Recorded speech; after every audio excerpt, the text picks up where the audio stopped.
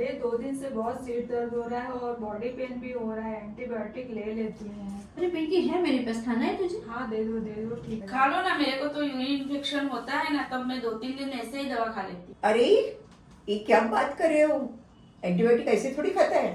उसमें क्या हो गया मैडम, मेरे को भी इन्फेक्शन होता है, 2-3 दिन के लिए मैं भी खा लेती हूँ, फिर ठीक हो जाता है।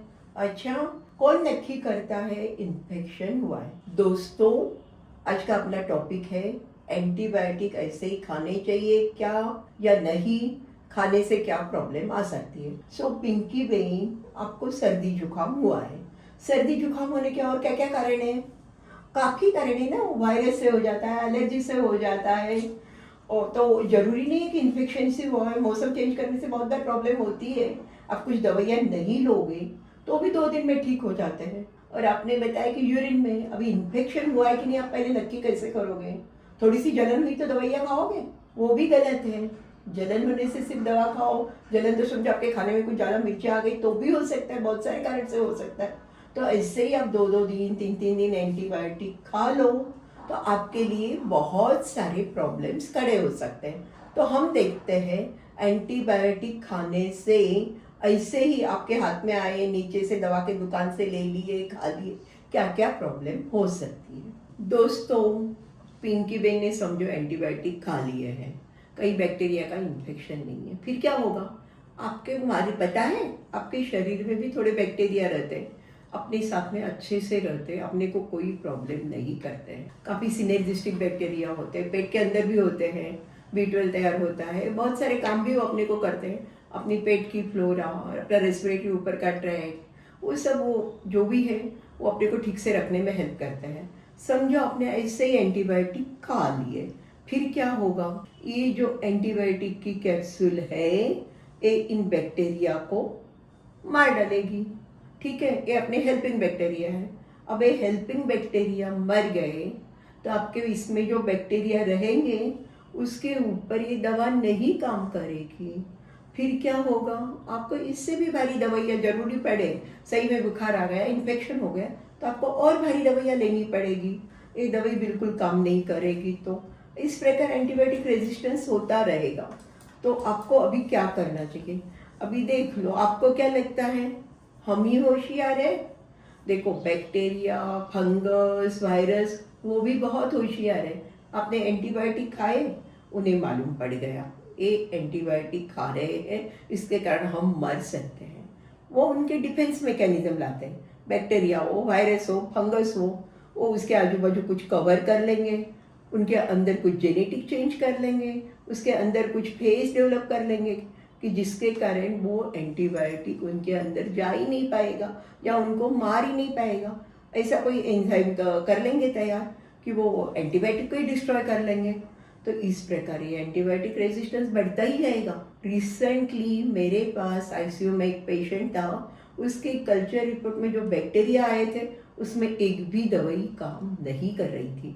सही आपकी बात, संशोधन हो रहे, नई नई दवाइयाँ भी तैयार हो रही है, उससे भी भारी दवाइयाँ हो जाएगी, उसको मारने के लिए भी दूसरी दवाइयाँ हो जाएगी। अगर हम इधर दवाइयाँ नई नई चालू करेंगे तो बैक्टीरिया, वायरसेस वो भी अपनी डिफेंस बॉक्स तैयार करेंगे और ज़्यादा वो कुछ अपने में चेंजेस करते ही जाएंगे। अब एंटीबायोटिक आप बोलोगे सिर्फ हम आदमी के कारण ही होता है? एंटीबायोटिक रेजिस्टेंस होने का कारण आदमी भी है, जानवर भी है और सॉइल भी है। काफ़ी बार क्या मालूम है कि आपको, जब एनिमल्स में कोई बीमारी होती है हम लोग एंटीबायोटिक खाते हैं, उनको भी खिलाते हैं।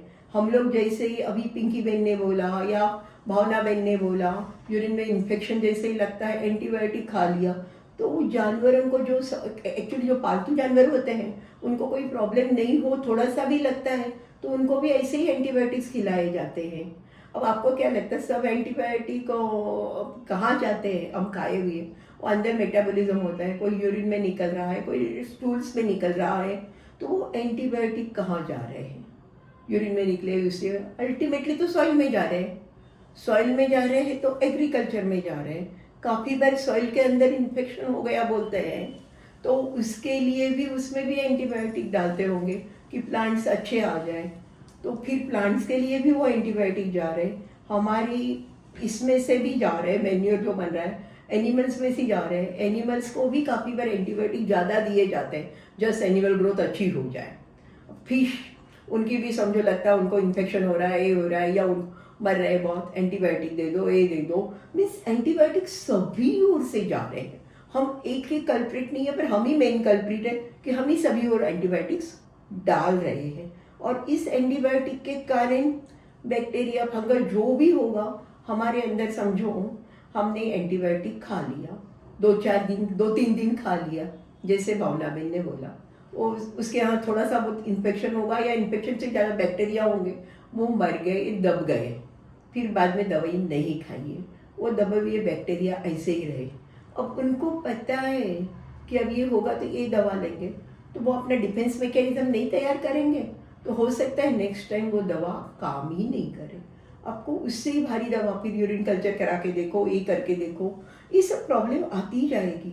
इसलिए मेरे को लग रहा है कि हमें सभी जगह जो एंटीबायोटिक का मिसयूज हो रहा है वो बंद कराना चाहिए, पर एटलीस्ट हम हमारी से तो शुरुआत कर सकते हैं। इसलिए हमें बिना जरूरी हैफेजर्डली, चलो थोड़ा सा हेडेक हुआ, थोड़ा सा फ्यूरिश लगा, 1-2 एंटीबायोटिक की गोलियां खा ली, ऐसे नहीं करना चाहिए। समझो सही में यूरिन में इन्फेक्शन है, आपने कोई दवा का कोर्स चालू किया है, तो वो डॉक्टर के पूछ के, तो वो अच्छी तरह से, समझो यूरिन इन्फेक्शन है, 8 दिन कोर्स, 10 दिन कोर्स, काशी बार 3-3 हफ्ते कोर्स लेना पड़ता है, तो आप फुल कोर्स कीजिए, तो बैक्टीरिया वहाँ के जो है प्रॉब्लम कर रहे हैं वो जड़ से चले जाएंगे और आपको प्रॉब्लम कम होगी। Thank you. Don't misuse antibiotics.